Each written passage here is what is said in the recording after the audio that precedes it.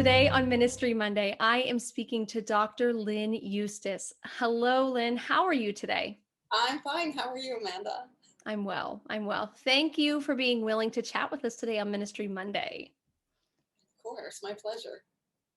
If someone's listening and may not necessarily know your whole background or just kind of what you specialize in, would you mind just giving us a little bit of background for the listeners?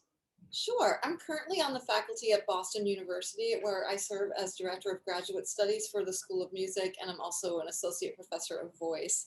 I'm heading into my 10th year here. Prior to that, I taught at the University of North Texas for 13 years, where I held the same two positions. Um, I've performed quite a lot around in the various places. I hold a doctoral degree in opera performance from Florida State, a master's in opera from the Curtis Institute of Music in Philadelphia, and my undergrad is from Bucknell University. I've authored several books. I've got to do my shameless book plug, the most recent one, A Singer's Epiphany, Faith, Music, and Mortality. So that's available on giamusic.com. And if it's okay, I'd love to chat with that at the end of our conversation and kind of talk a little bit about that book. Oh, sure. I'd be happy to. Okay. Okay, great. All right. So if you, the listeners, cannot tell, Lynn focuses in voice, if you cannot tell. And that's why I've asked to chat with her today. So, Lynn, I know we kind of covered this before we started recording, but I think it's a really great place to start for our conversation that so many of the listeners are pastoral ministers and pastoral musicians specifically. And this has been like everything else and everyone else. This has been a strange year in our field. It's been very strange. And things that we felt were so obvious, like a volunteer choir rehearsal or singing with hymnals in congregations, have been missing. And now, of course, we're starting to introduce them again, thank goodness. But that still doesn't account for the fact that for the last 15 months or so, many of our congregation members and especially our volunteer singers probably have not had that discipline of singing on that at that level, because singing really wasn't something that we could do well or publicly, I should say, in the midst of COVID-19. So let's start there. So from your thoughts and your reflections, what are some of the things that we as pastoral ministers need to be concerned about as people return to singing? And we'll kind of go two ways here, both for our congregations and then also for like our choir members. Sure. So I'm not a scientist or an epidemiologist, so I'll skip out. I'll leave the safety questions to others who are more Hmm. qualified to Hmm. speak about that.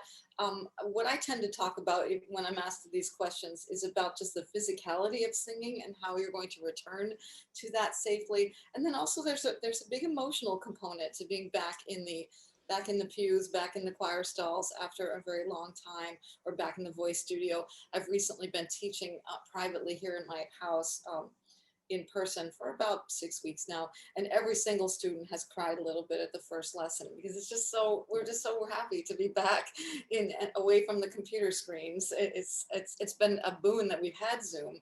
Thankfully that we've had that. In earlier years when we didn't have that, I don't even know what we would have done. But I know. it's really, and I've been really stunned and surprised and amazed by how much my students have been able to progress through Zoom lessons. If you'd asked me this before the pandemic, I would have thought there's no way that would be useful in any way, but it really has been for them. But it's still a big relief to come back and be in person.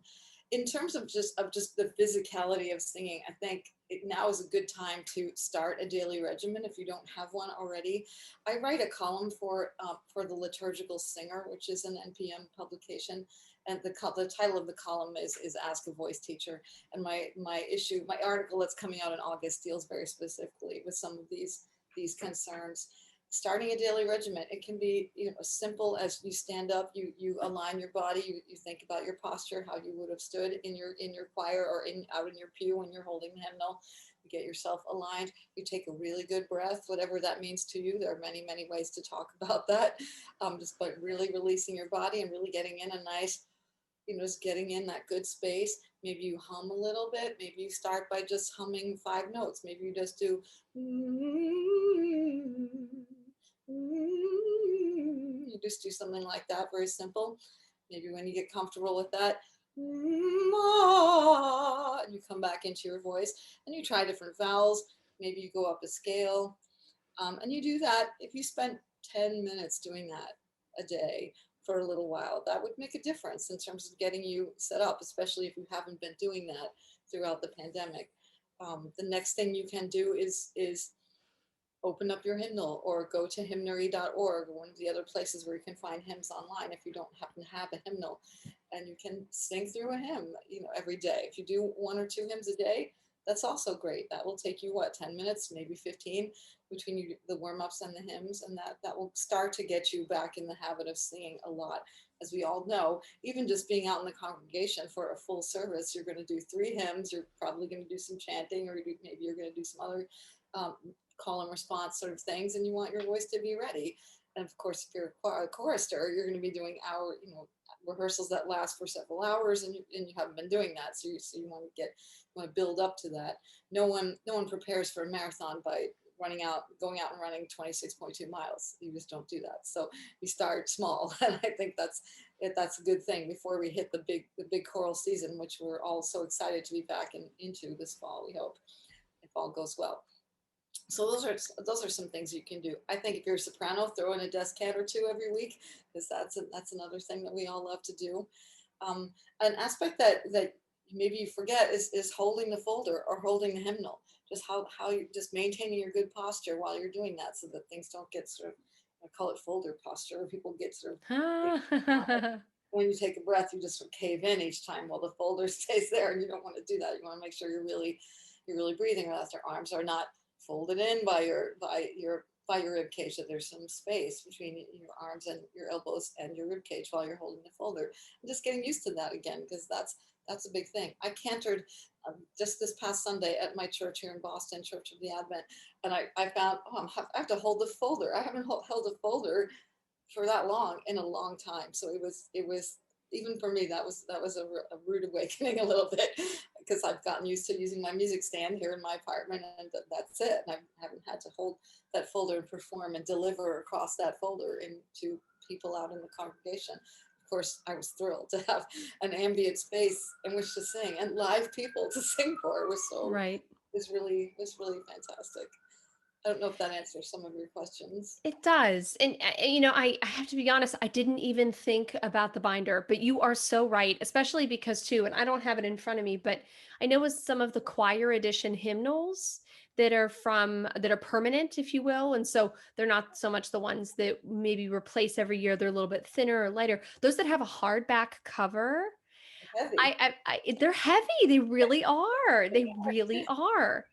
Yeah, that's such a good point. Yeah, so let's kind of stay on this for just a second. You mentioned rehearsal duration.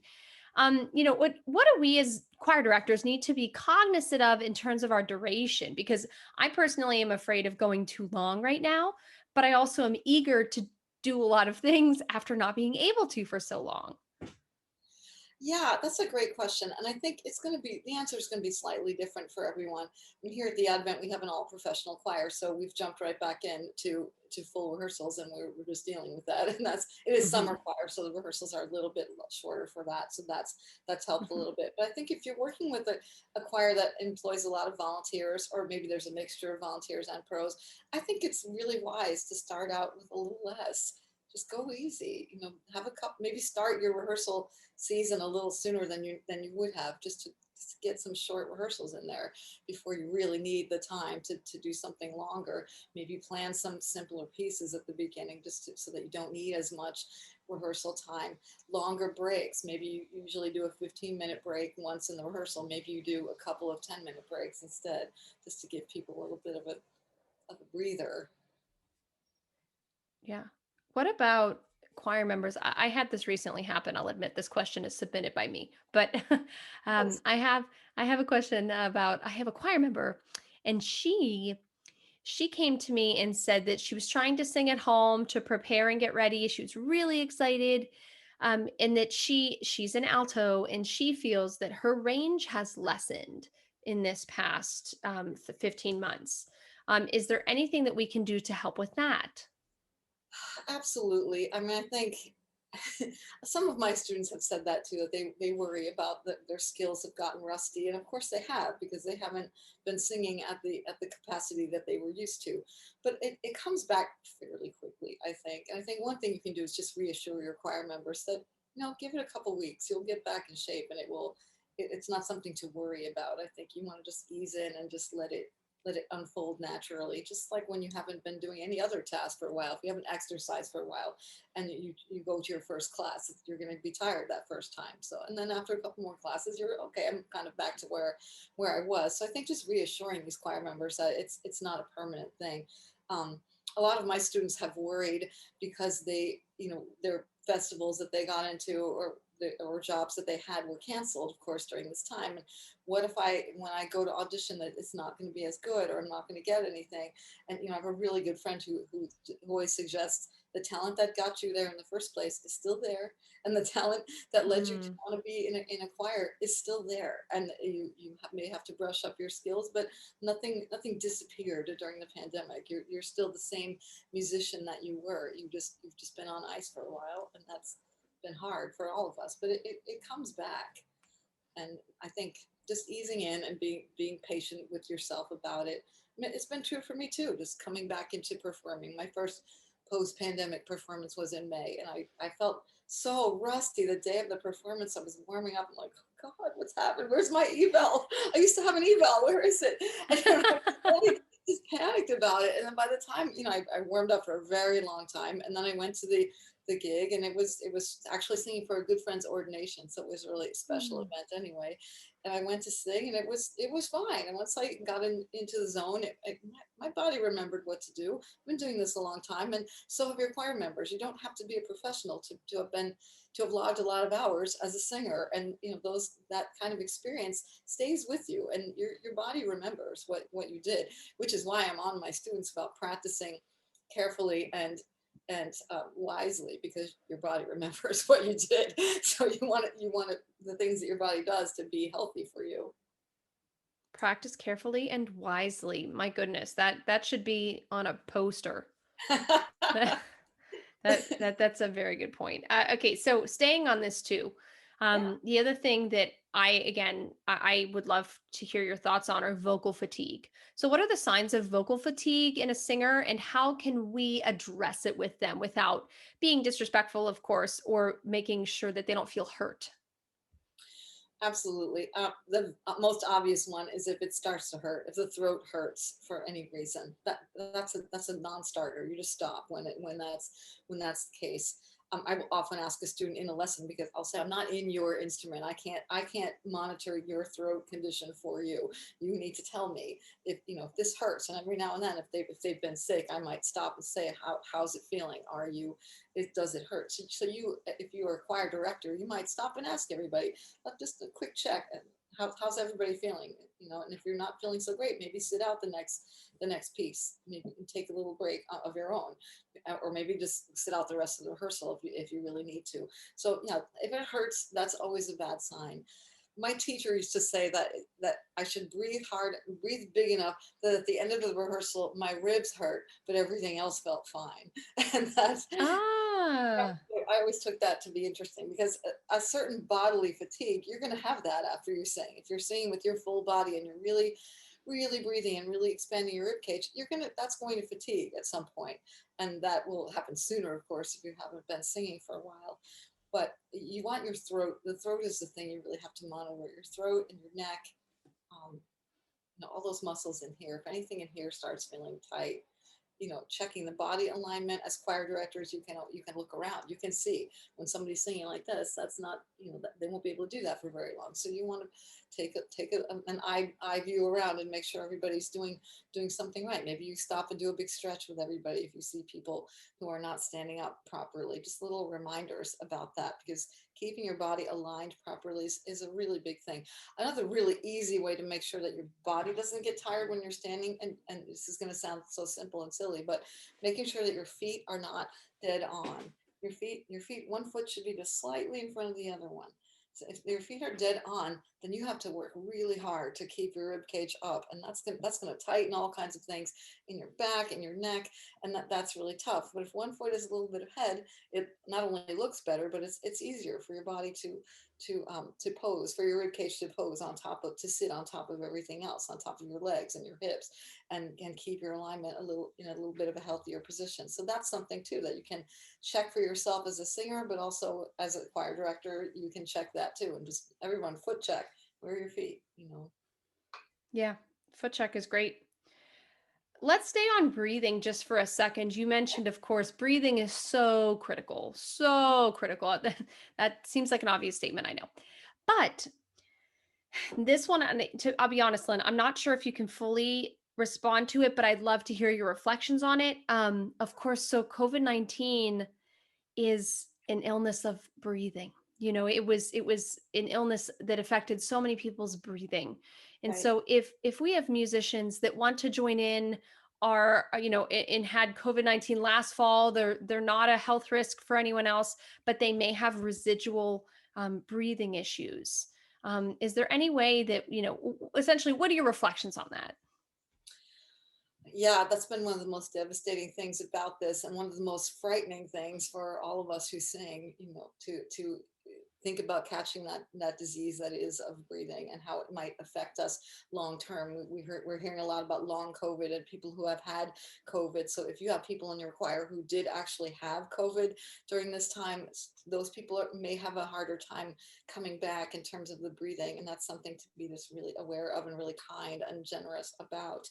I did read though about, there was a company, in an opera company in the UK, and I can't remember which one it was now, that went into hospitals. This was a few months ago, a few months back, that they were going into hospitals. They were sending their opera singers into hospitals to help long COVID patients learn how to breathe again, which I thought was really, I was fascinated by that, because good breathing will help with the physicality of long COVID patients, but also just anyone who hasn't been singing for a while, anyone who's out of practice. So just breathing well, breathing deeply. Practicing doesn't always have to be you singing. Practicing can be you take some really good breaths every day. When I do perspective lessons with people, it's the first thing I talk about how to take a good breath. And I go through my steps of how I want them to do that. And then I say to them, if you learned nothing from me today other than how to take a really good breath, and you did that sometimes when you sang, that would change a lot of things for you. So, that Hmm. is really, really important. On days when I'm not feeling so good, or I'm feeling tired, or I'm not, my voice is, I'm having allergies or something, I definitely will still spend some time breathing, because you want to make sure that you're keeping that going. And really breathing, really, really thinking about releasing your abdominal muscles when you breathe, letting your saw pellet come up, making sure your body's aligned before you do anything. That's always the case. Always make sure you're standing in a good posture, foot check, before you take in that breath, just to make sure that everything is right. Thinking about the breath not being a shallow breath that's right here. We're just kind of, when you breathe in, you're preparing the space in which you're going to sing. So if you breathe in, then you're going to sing like this. And if you breathe in, you're going to sing here. We don't want that either. Hmm. So you want the breath to be nice and quiet. I mean, think about when you come up from being underwater for a long time. You don't go, you go, you open your body and allow as much air as possible to come in. So that's what you Right. want to do when you're breathing. You want to think about releasing your body and just allowing that air to come in. And you can practice that. You can be waiting for the subway and practicing that. You can be standing in line at the grocery store, and you can do one of those breath exercises. The breath exercises we can do in the grocery line. I'm not sure about the humming going into the vowels that you did before. I'm not sure. I don't do that in line at the grocery store, but I have done it waiting for the subway, especially when the train Yeah? passes New York. When I was a young singer in New York, when you didn't have anywhere to warm up before the audition, you'd stand on the platform and wait for the train to go by, and then you'd let loose. Like that was Ah! something, something we all did. So some of you out there may have done that too. So. All right, I have one more question about, again, about just congregational and choirs and cantors in terms of just volunteer singing. Sure. So one of the things I alluded to earlier, of course, is that I have already had someone come to me in my choir and say that my range, that their particular range, needs to be expanded again. Um, would it be beneficial or would it do long-term harm to a congregation or a choir to choose repertoire at this time that's more limited in range? Or do you think we should right away be okay with doing that expanded range to kind of stretch them back into the range that they knew prior? I think you want to think about your particular situation very carefully. If you have a lot of volunteers and maybe you have a lot of people who are who may have been ill during this time or maybe older, it may take them a little bit longer to get back into it. Sure, I would definitely plan some repertoire that is a little bit more limited in range and a little bit just simpler for them because the musicianship skills are going to come back a little more slowly too. So you know the sight reading ability and rhythmic skills and just singing with the choir again. It takes a little bit of just time to get back into that. So you might, yeah, I would definitely recommend starting a little bit simpler. And no, that won't hurt you long term. I think it would hurt somebody to just hand them some huge thing. I mean, don't hand them the Brahms Requiem at the first rehearsal. That's not going to go well. I can't think of any choir where that would be the right place to start. So that's, I think you want to consider who you're working with and what their needs might be, and be patient with that because it's going to take a little bit of time. It's going to be, they're going to love it though, how much easier it's going to be to sing, especially if they've done any of these Zoom choir things where a lot of choirs have tried to do that. And it's been amazing to watch that, but also really frustrating and to do, I'm sure. I myself recorded a couple of duets with a former student of mine, which are on my website if you want to go and look at them. But he did all the beautiful photo editing, and I just recorded my part with a track and I sent it to him, and he put it all together. But it was not the fulfilling experience it would have been to sing with him. And the minute I've started singing with other people again, and you can see visual cues when we took the masks off, and you can see people's mouths again. It's much easier, and being able to see the conductor in real time, like you'll remember how to do that, and it will feel easier than what we've been doing for all of this time. So that's a big plus, I think. I think so too. I do. And I do sense that many musicians are ready to come back. Many Oh musicians, many my God, singers. we're all ready to come back. Yeah. Yeah, I agree. I agree. Well, before we wrap up, I'd love to talk about your book, The Singer's Epiphany. So, why don't you tell us a little bit about it? Sure. So this is my most personal book ever. I've written a couple of other books. One was called The Singer's Ego, and it was about being a singer and how being the instrument yourself can lead to ego pluses and minuses.